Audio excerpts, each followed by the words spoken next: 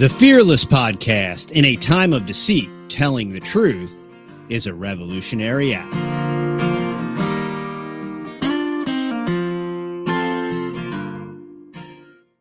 All right, y'all, welcome back to the Fearless Podcast. This is episode 39. And for those of you that are watching the video, you can see I have a very special guest in the studio. That would be my wife, Faith. Good evening, dear. How are you doing? I'm doing great. Great. And now for all those folks out there in Radio Land, you're going to have to speak up and project yourself so that everybody can clearly hear you. We do have lots of audio problems. So tonight, y'all, we're going to break from our format a little bit. Well, no, actually, we won't break from our format. Normally, what we do is around the farm. Then we do a health check, and then we're going to get into our main topic. So I think what we'll do is we'll stick with our format, and we'll talk about around the farm, because we're going to be talking about that anyway. So we can, how about we're going to be talking about around the farm in the main topic. So we'll go right into health check. So just wanted to maybe you could give us a carnivore update, since you're of the genteel feminine sort, and see how that's been going for you. 300 plus days in, family of 8 carnivore. How's that? Wow, that's crazy. Any scurvy yet? No scurvy.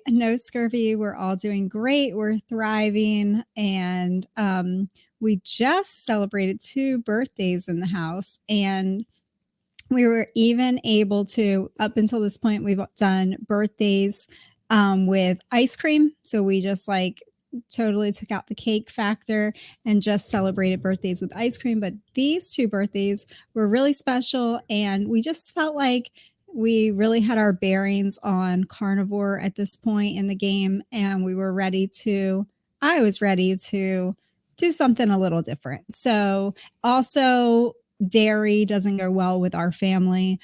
So there's been lots of seasons of taking out all the dairy and then trying some dairy. And then we're still trying to figure out that balance with our family with dairy. But we didn't want to go all in on ice cream and end up with ear infection. So I say all this to say that we found a keto box cake and a keto box brownie mix. And it went really well. It's, it's not perfect, but it was just a double birthday celebration. It was an attempt. Is a valiant attempt. Yes. And there was also a keto ice cream that we found at our local grocery store. And although it still had 20 grams of carbs per serving, it had 0 sugar. So whatever. So it was a compromise. Anyway, that's a carnivore update. Basically, other than that, we're just beef and eggs. Yeah. And my and we've stated this basically from the beginning. It's got to be sustainable. So you have to have your cheats or whatever. You can't be so puritanical, because it is kind of the same thing all the time, y'all. So it's so we're putting other redundancies in place with blueberries and raspberry bushes and all kind of cool stuff. All that stuff's going really well. Yes. But yeah. Because we do some berries, the low sugar berries, blueberries, raspberries, blackberries, and I also have strawberries in our freezer. So that is something that we're really hyper focusing on the farm this year. Yeah, because they are the dirty dozen. So we have Primark blackberries that do great every year. And I think I finally resolved our blueberry issues. So we have 4 variety of blueberry. We have 3 variety of black raspberry. I haven't had any success yet with raspberry. I'm looking forward to that. Yeah. And I'm hoping that by not having to put all the time and effort into a garden this year, we can just hyper focus on the berries and just really, really get them going well. Just baby the heck out of them and really just get our berries in place. And the rest of I think this is going to be a bumper crop for the rest of our food forest. Is as long as we don't get that early April last freak freeze, which Yeah. is highly probable, even though all of our trees are fully blossomed out, and it will be traumatic. But whatever, this is welcome to Texas. It's a gamble. It was funny because today at church, friends that they have a bunch of fruit trees too. She said their problem is squirrels, and she said like their plum trees, as soon as they get just about ready where you're going to pick them, the squirrels come in, and they've even like man, dude, that's easy. That's called a pellet gun. Yeah, they've done that. They've shot squirrels. Okay. But it's just like every farm is just so different and unique that you just have your own problems, whether it's pests or squirrels or just your soil. It's just everything is so different. So that's why I'm really, really thankful to be focusing on beef this year. Beef and berries. Beef and berries are like our hyper focus. It makes prepping very, very easy. And also farm update. The boys are forestry mulching the new land. Yeah, the new property, which we're going to talk about that in the main topic. Okay.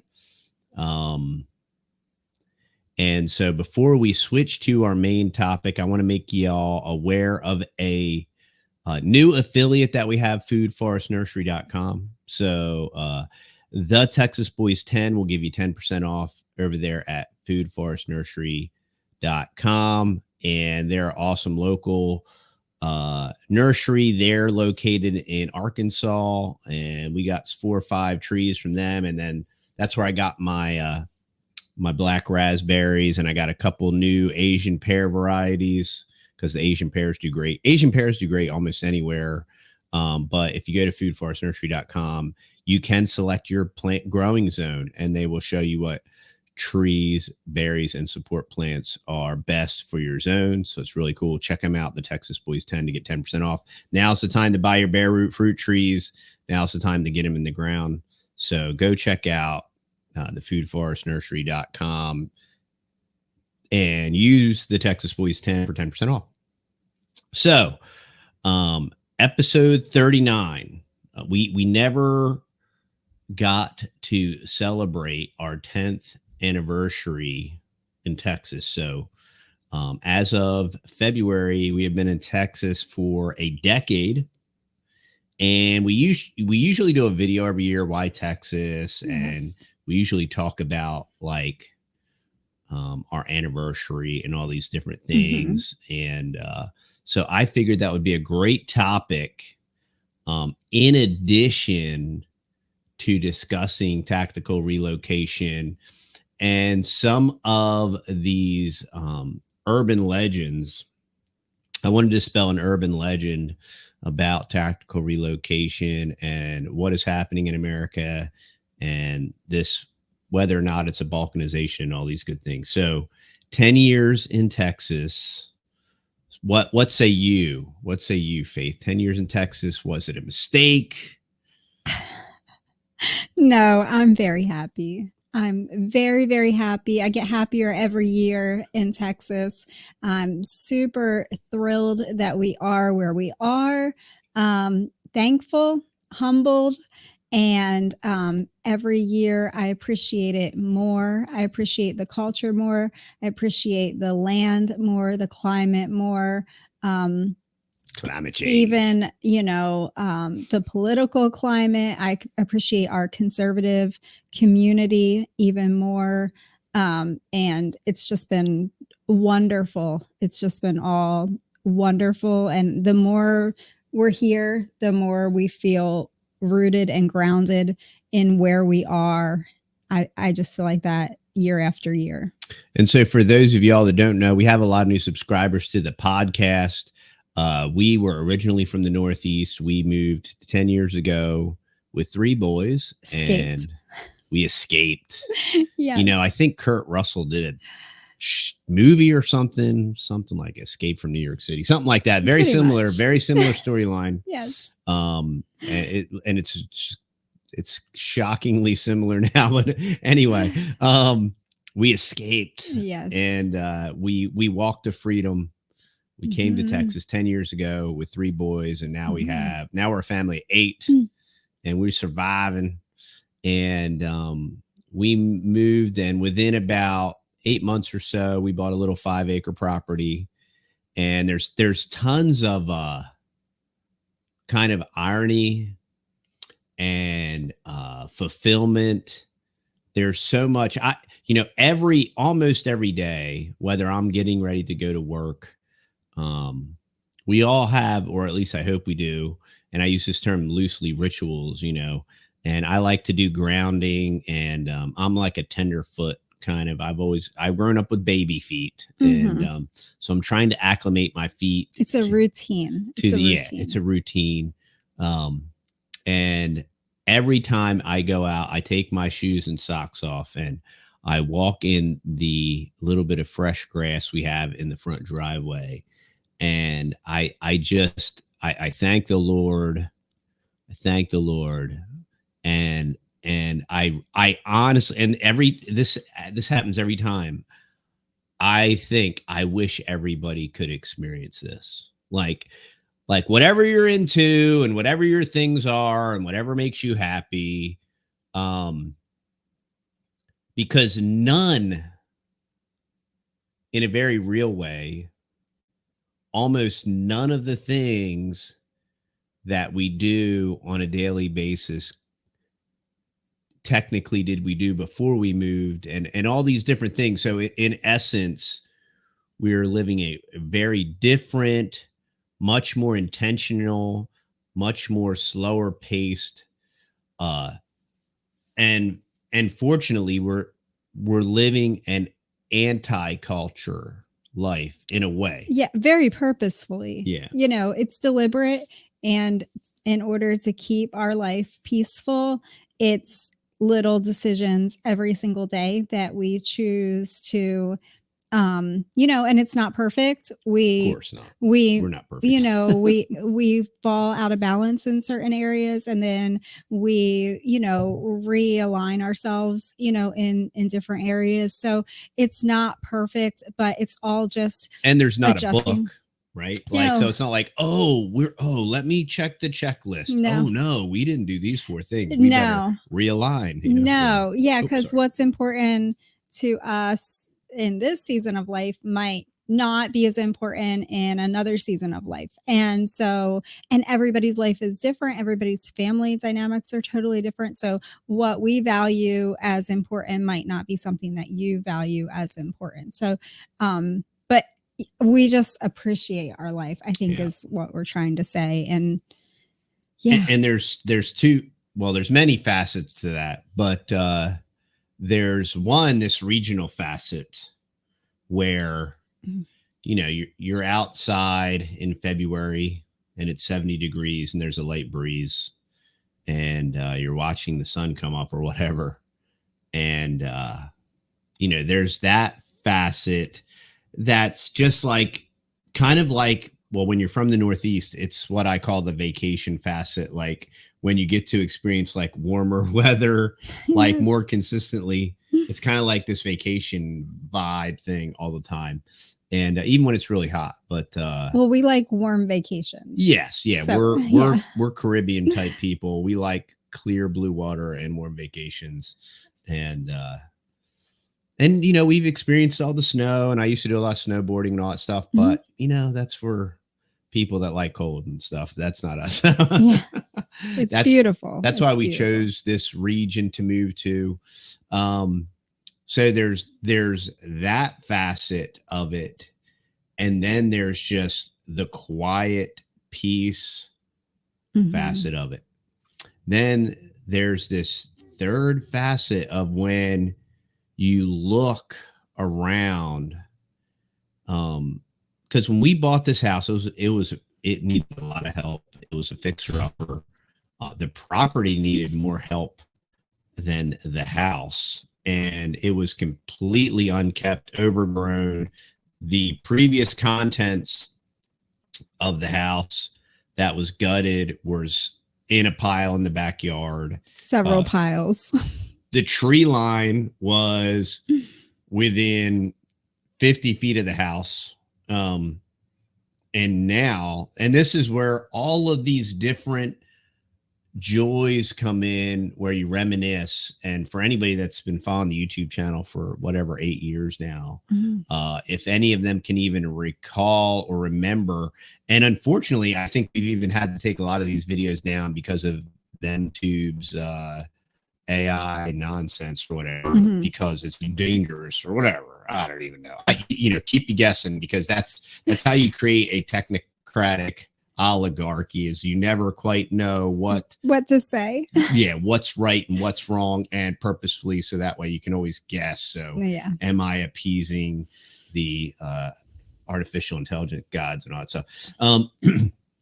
But our boys at like 8, 6, and 5 cleared our back 5 acres with like hammers, sawzalls. Yep. And now there is a very large food forest. Now there's a very large pond. Now there is a 20 by 40 shop that the boys built completely by themselves with wood that they milled from their mill. And this speaks to the little choices you make every day and how you systematically move forward. And then to all the fencing, all the hog panel, all the barbed wire, all the T-posts, after 10 years and being about 8.5 years here, we have all this infrastructure that none of it happened overnight. None of it happened by accident. And it was lots of little decisions. And then you have this incredible irony of 10 years later, as we speak, at whatever time it is, 6 o'clock or whatever. Now the boys, the 8, 6, and the 5-year-old is 19, 16, and 15 in a blink. And they're using a forestry mulcher and clearing the property next door that the Lord blessed us with. And the vision and the dream continues to expand, and the legacy and all of the abilities that they've acquired. The beauty of choosing to live a slower, more intentional life, to train up your children in the way that they should go, so when they are old, they shall not depart from it. Not only just to train them up with faith and family and values and biblical values and a Christian work ethic and all these different things, but living this intentional life and rejecting pop culture and living an anti-culture lifestyle. And when I say anti-culture, in essence, I'm saying anti-pop culture, because in a very real way, this Southern culture, we embrace it in a very different way, and we appreciate it, which is part of the reason why we chose to move 2,000 miles in the opposite direction of where we were from. And because that culture was very much opposite, and somehow still is, y'all. Somehow still is, by the grace of God. And but now these boys have matured. They have honed all these different skills, these polymath set of skills, and they can continue to carry that forward. And the work continues to get done, and progress continues to be made. And now we have all this infrastructure, fruit trees, greenhouse, all these different things that in 1,000 years, I would have never dreamed that it was even possible 10 years ago. It wasn't even an idea. I mean, it wasn't even like, oh yeah, I can just see all this, and then. Well, the one thing that we had access to was time. And I think time, prioritizing our time by not being part of pop culture, not being part of all the local sports teams, not being part of all the local clubs, all the time stealers that there are to families, and you don't look at them like that. You look at them as, oh, these are positive activities that we can do. But when you are really trying to build a legacy for your children, and you're trying to develop land for your children and work ethic and just put all these things in place, like the boys have done in the past 10 years, it requires a lot of sacrifice. And we had to really hyper focus, live on purpose, however you want to say it. We had to keep our vision in front of us. And it meant that we had to have this very singular vision of just every day. We were just doing the bare bones basics as far as like just eating, getting schoolwork done, and building our farm. And that built these now young adults. The oldest three are young adults, and us, like, in congruency with the community, with these pillars in our community, that, there's all of this wisdom, and, these men that have been raising cows forever and running farms forever. And they just kind of really took the boys under their wings to show them how to do things, and it's just fascinating. And then us, just being the parents and being like, let's build this chicken coop together. Let's rotate these goats around, the property. Let's do this. Let's do that. And we made a lot of mistakes. I think we made every mistake I'm sure we did. in the book with every type of animal. Every type of critter. But along the way, and lots of those animals and critters and systems all have gone by the wayside. But the things that have really stuck, the kids have perfected the experience of it. And not that we're there and they've reached perfection in it. They're still learning how to run a herd of cows. We're still learning as we go with it. Well, but there's a reason why, as things mature, stuff changes, so it's not like it's ever going to stay the same.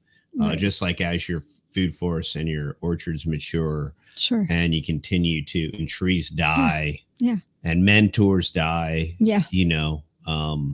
and we didn't have resources back then like we have now either. So I remember, like, we were driving to church this morning and we went past this store and they had pallets out by the side of the building. And I looked at those pallets and I was like, oh my, I remember like the day when, like, I say day, but like the years that went by that, like, I would want to scoop up like every pallet that we saw. And we had, like, we lovingly called it like Pallet Palace, because like all of our fencing for all the animals was built out of pallets because we could afford that. That's what we could afford. So there was just lots of that. Like, we didn't have money to. Matt's first editing desk was made out of pallets. Remember that? All of our first furniture was made out of pallets. And that's, and even that, to say that, one, it almost seems like hard to even imagine now, but two, to all of your suburbanite, Pinteresty type, ew.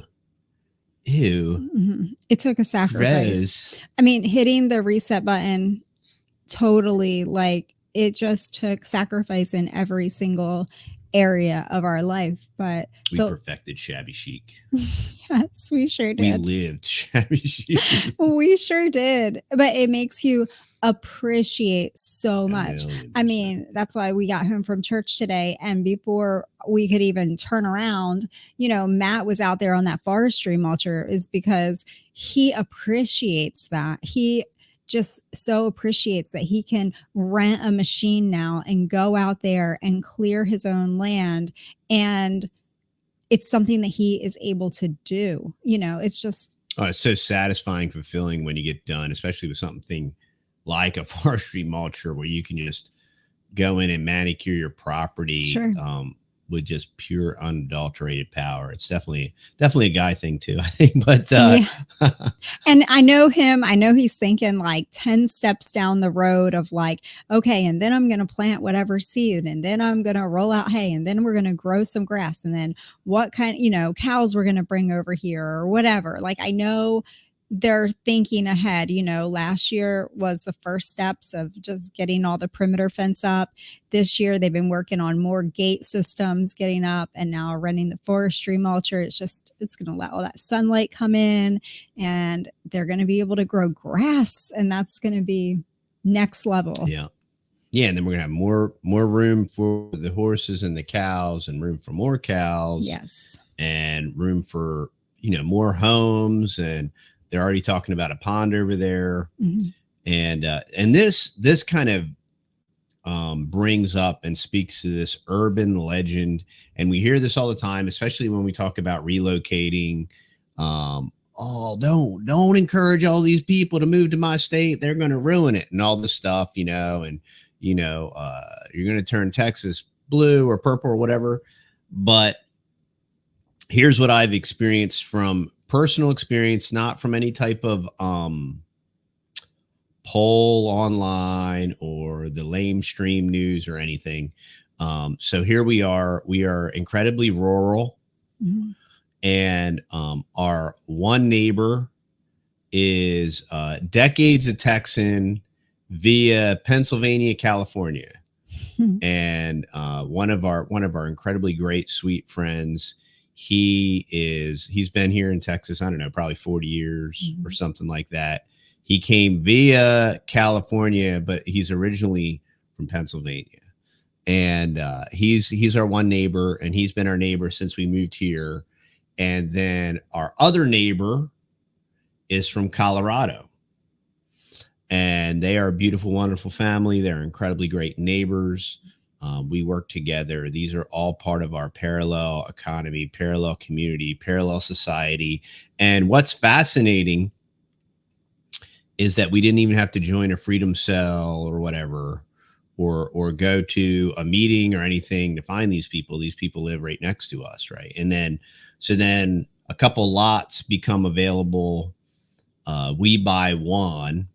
And then these other people buy the other one, and you're like, oh, great. What's this going to be all about? Mm-hmm. Who are these people? Where are they from? What's their deal? Mm-hmm. So we got to talk to them last week or whatever.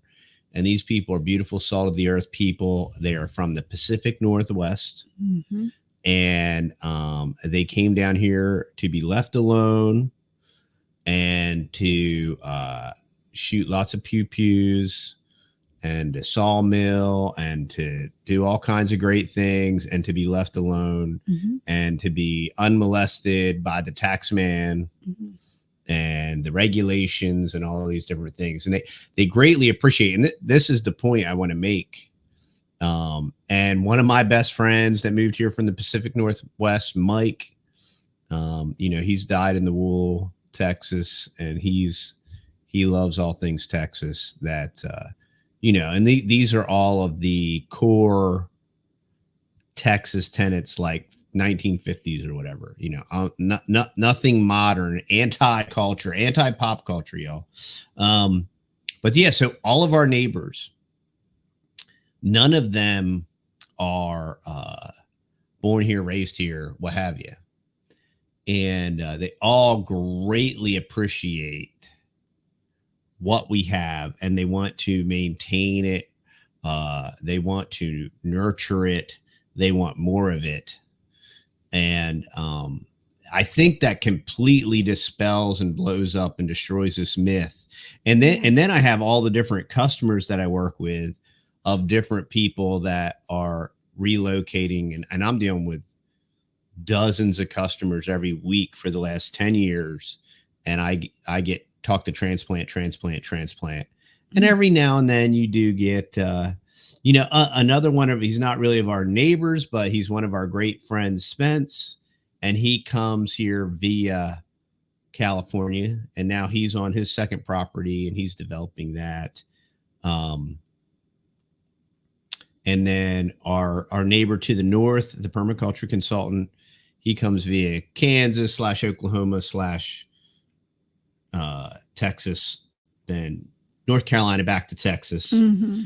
And it speaks to it does speak to the culture, and it speaks to there are certain things that people desire in life, and it's not necessarily speaking tied to a geographical location. It's something more that's probably in you than is maybe in where you're going. And then for whatever reason, there's this really weird thing, which is why I wanted to move to the South. I'm from the Northeast. I did a year in Tennessee, and ever since then, I'm like, I want to move to the South because people are just nice.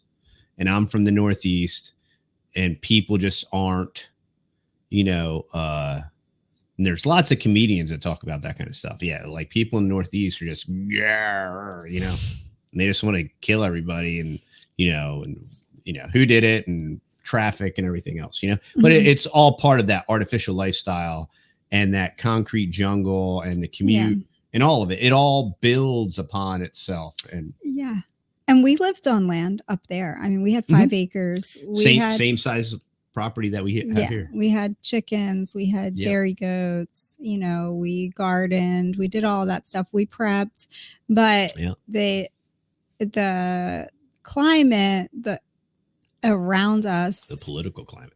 Yeah. And like just the culture was very, it's way more intense. People are just more intense. They're more self-absorbed, and they're more, they're more disconnected. They're more angry because their life is much more artificial. They cope by becoming more and more artificial, because that's how you cope. You escape, you go to the movies, you go to like movies back to back to back to back. You'll spend a Saturday in the movie theater or whatever. I mean, you escape reality, and you escape these different things that you kind of despise, and you numb yourself. And some people do it with alcohol and fentanyl and all the other artificial ways to do it. But the teetotalers and the people that don't imbibe and don't use drugs and alcohol to cope, they cope in synthetic, artificial ways through pop culture, through entertainment, through how do you detach, binge watching, whatever. And that's how they do it. And that just really is what creates that mean spirit. I don't know how else better to describe it, but I mean, just go experience it. I mean, I wish it wasn't like that. And I don't know why it's like that. And what makes, if you just drive 1,000 miles south, what makes it different? It was the Civil War. I'm not going to get into that story, but that's a different story for a different day. You can always read Tom DiLorenzo's books. And it seems like even the West is more relaxed. Like it seems like they are culturally more relaxed than, I'm not talking the West Coast, but I'm talking about Midwest.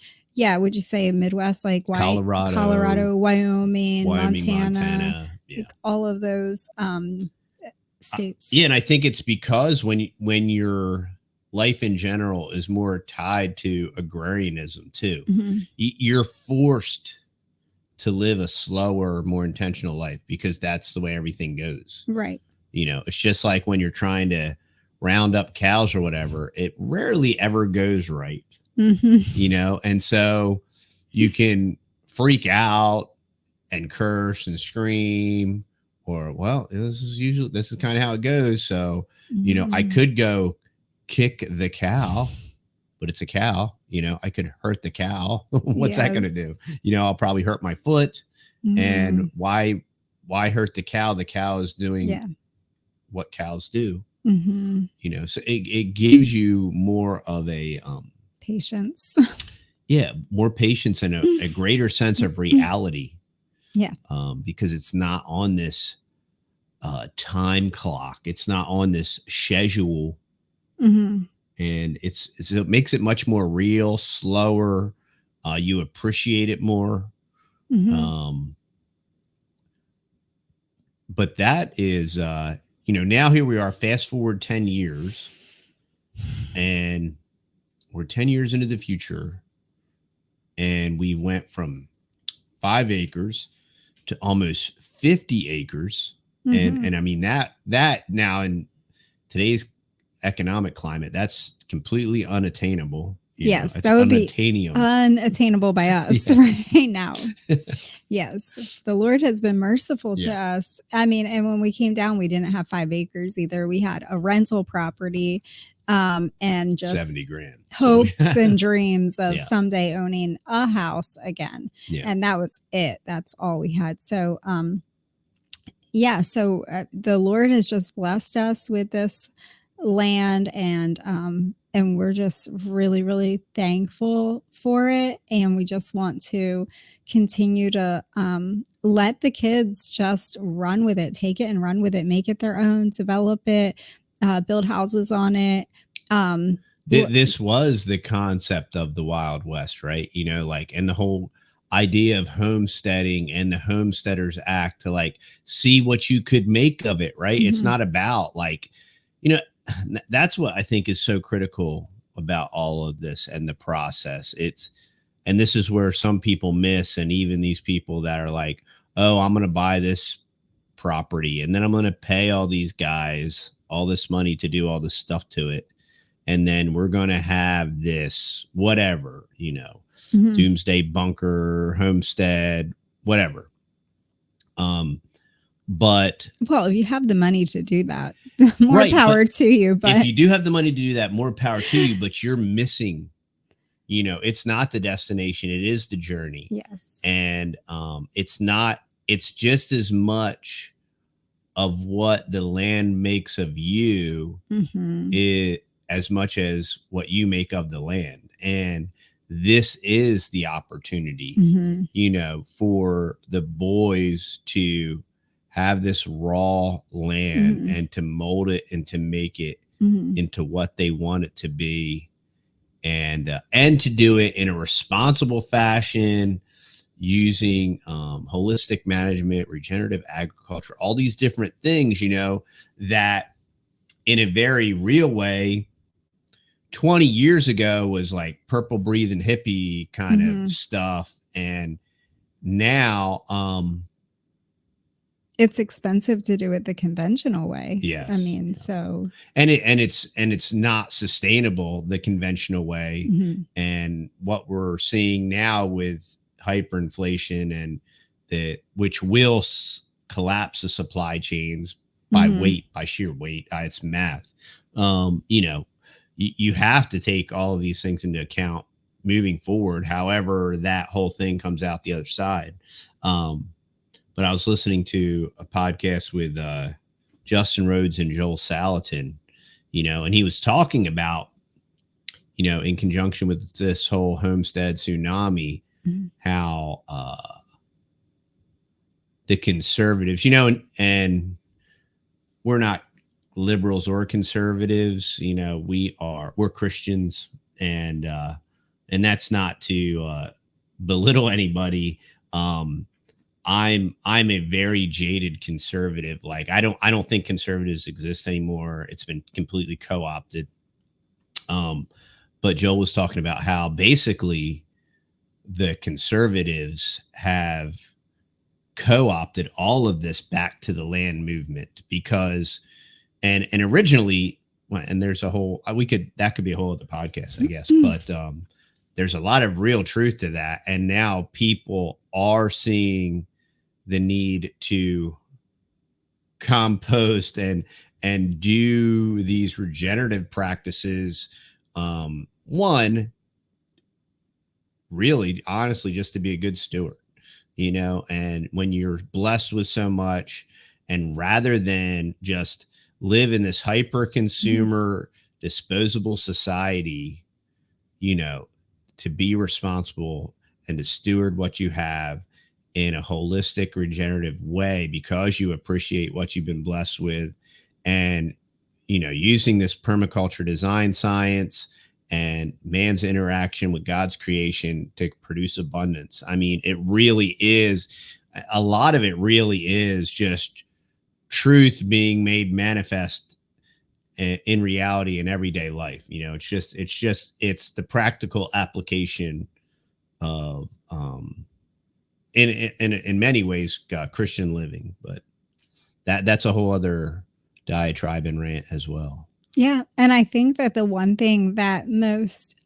freedom loving states have in common is that they're very harsh climates. So if you're talking about any of the southern states, or if you're talking about any of the states that are beyond like Midwest, when you're talking about states like Utah, Idaho, Wyoming, Montana, any of those states, you're talking about Colorado, you're talking about harsh climates. You're talking about places that it is very difficult to thrive. And even though we live in modern society where we have all of the amenities, you know, we have equipment, we have tractors, we have a lot of things, still the reality is that historically the people that went there and actually thrived and survived those climates in all of their different diversity, that whether it's cold, extreme heat, extreme dry, whatever it is, you know, those people had grit and they wanted to be there and they were just determined to make it work.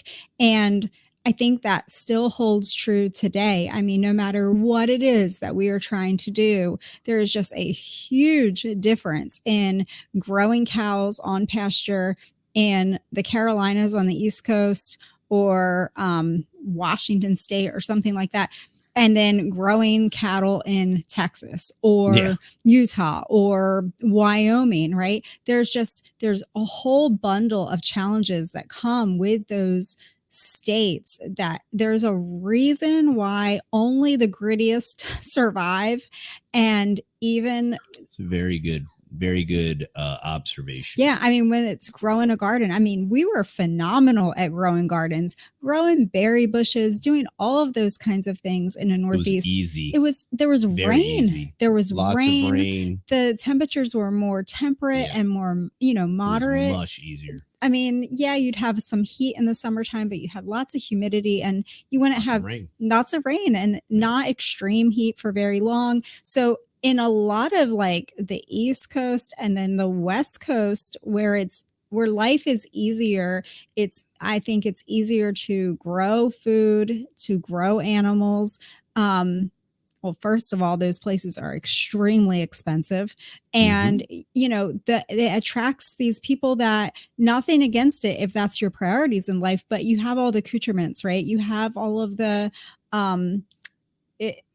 you have all of that culture that you want on those coasts. But when you get into some of these cowboy kind of states, Midwest, yeah, if you get into, you know, Midwest, and I'm not even thinking of like, I mean, Illinois, they have extreme cold and stuff, but they still have rain. They still have very moderate summers, and right? They have Chicago, and Illinois is just a terrible. But I'm just saying, there are certain places like Ohio. I mean, Ohio is, rest in peace, Illinois. You can Ohio, rest in peace. I feel like you can grow anything there. There's places that are easier, I think, to live, to homestead, all of those types of things. But if you're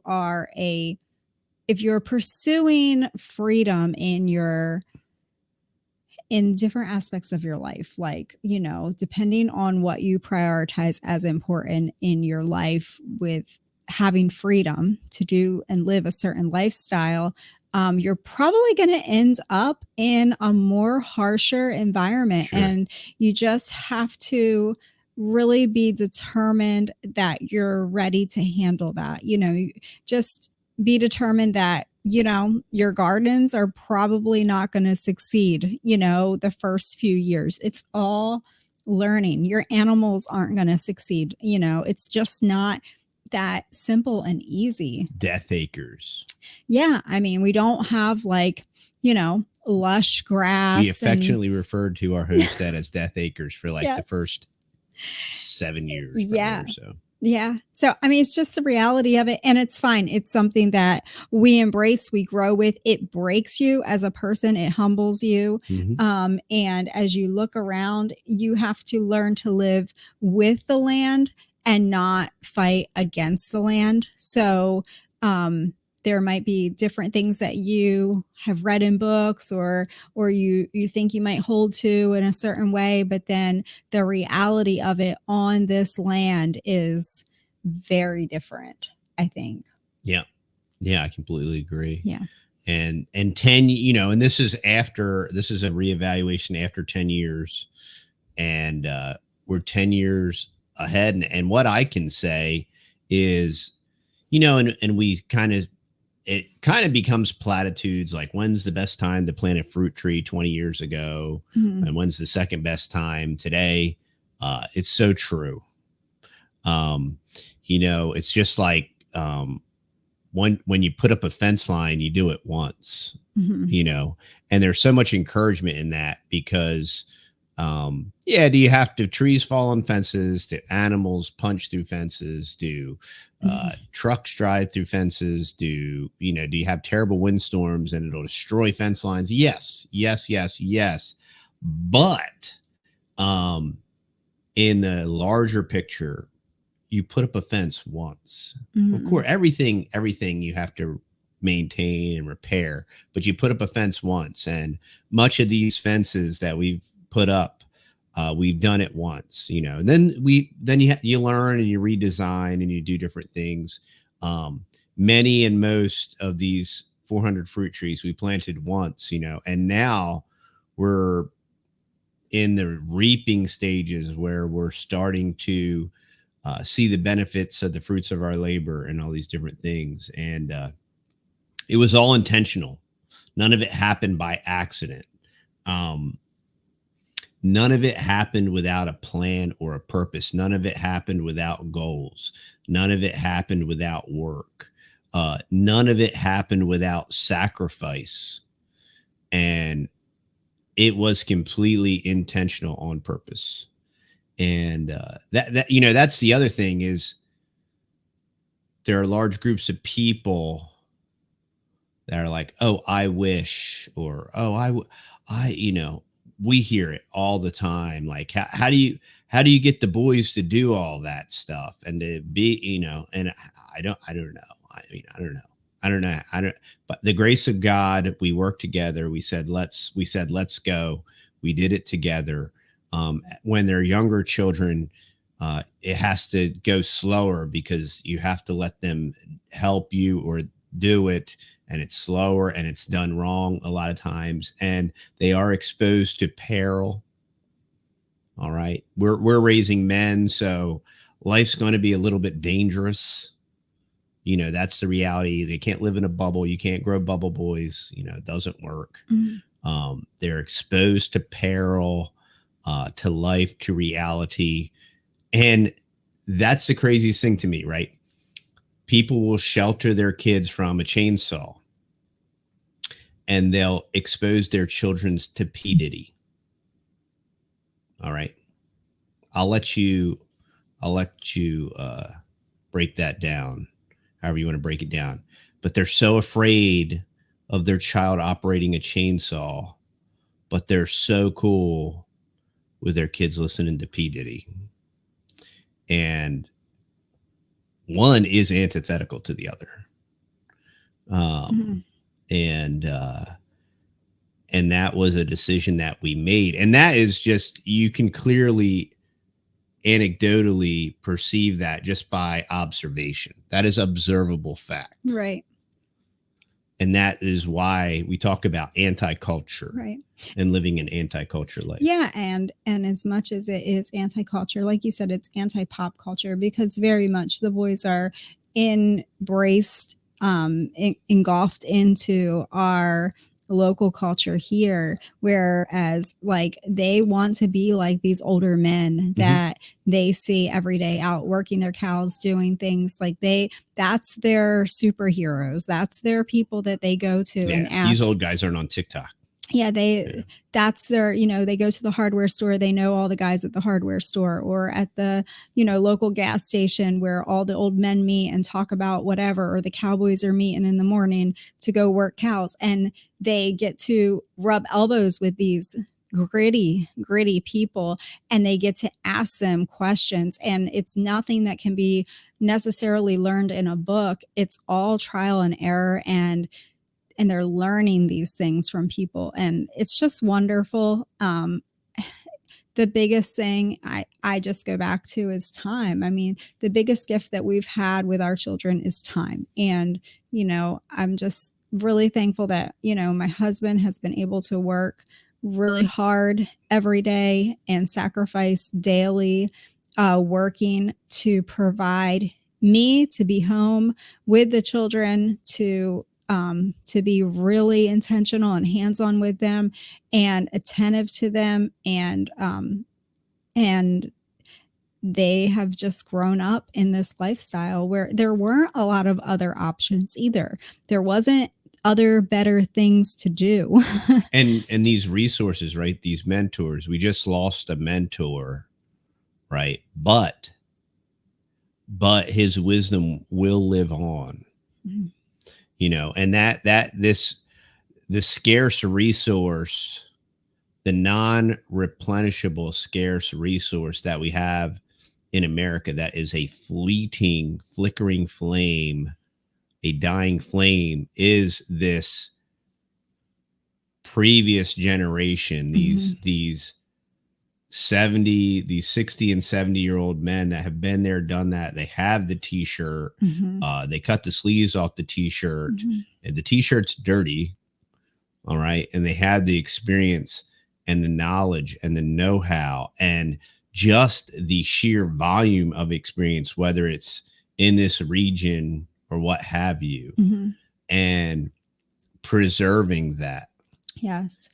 Our children are vessels to preserve that. Yeah. And once that's gone, it is gone forever. And they wear it like a badge of honor. Like, they want to be that next generation. They want to hold up this culture and to go on and be those gritty men. And they want to be those true, just men that serve other people, men that aren't so fast paced that they can slow down and help other people and just put themselves out there. Like, they've just had such great examples in our local community, and just these self-sacrificial people that have poured into their lives, and it's just really made an impression on them, and it helps us as parents to be better people, to love our neighbors more, and just to put ourselves out there more.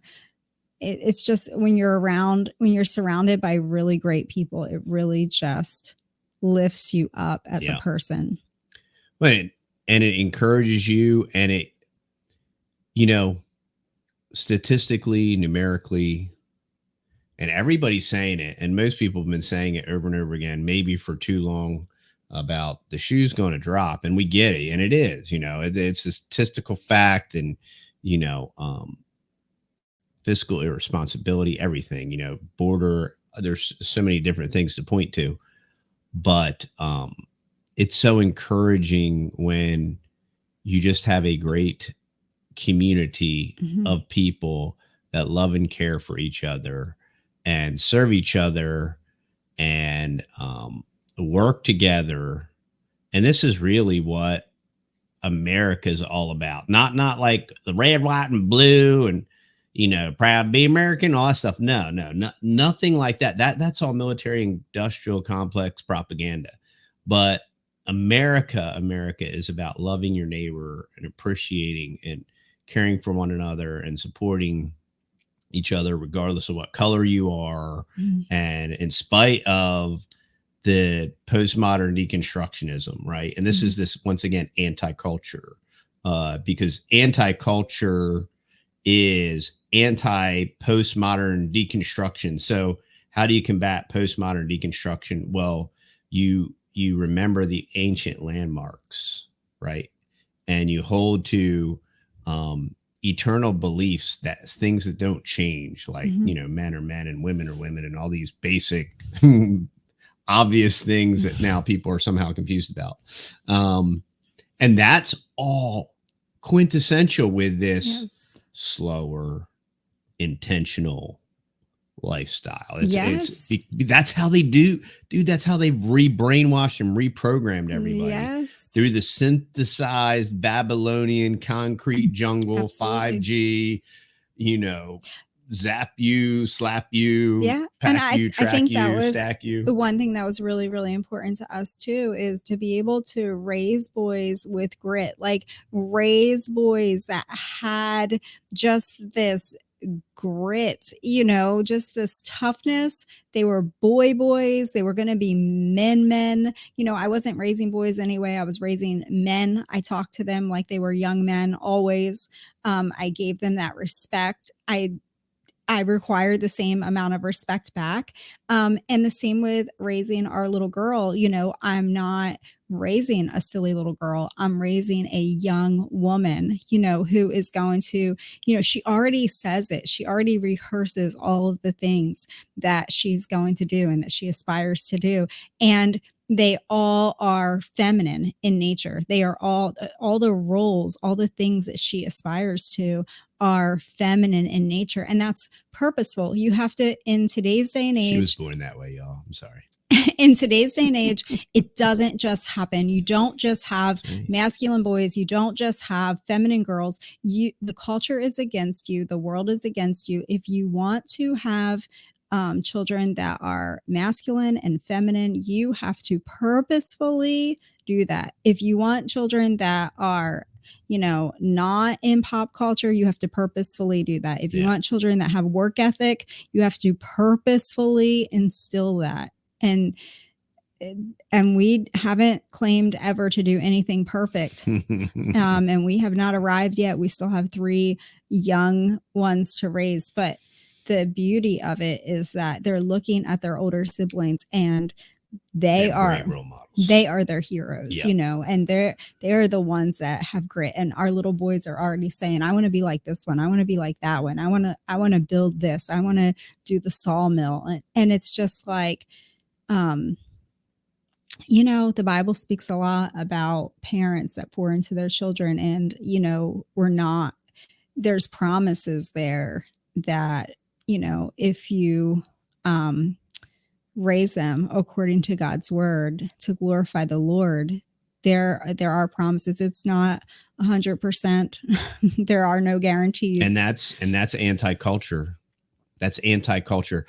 God, you know, the saddest thing about postmodern Christianity is God somehow, in this postmodern, post-truth world, God convalesces to the culture, and God is different now, and love is love. And, you know, and there's people that are against this new postmodern deconstructionism, but they still can't get around the fact that they still think they have to be culturally relevant or something. And, you know, there's this whole cool factor, whether it's the, you know, cigars and cognac or whatever. I mean, I don't get any of it, and I'm thankful that I don't get it. But this has been episode 39 of the Fearless Podcast. And this is a value for value proposition. And if you do appreciate and love and enjoy the type of information that we disseminate, please go on over to TheTexasBoys.com and check out our CBD coffee.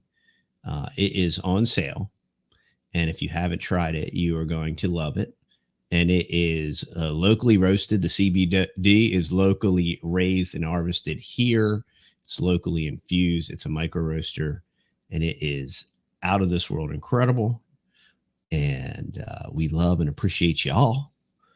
And anything in closing, Mother? We're still happy in Texas. 10 years and loving it. We can't wait for the next 10. Yes. All right, y'all.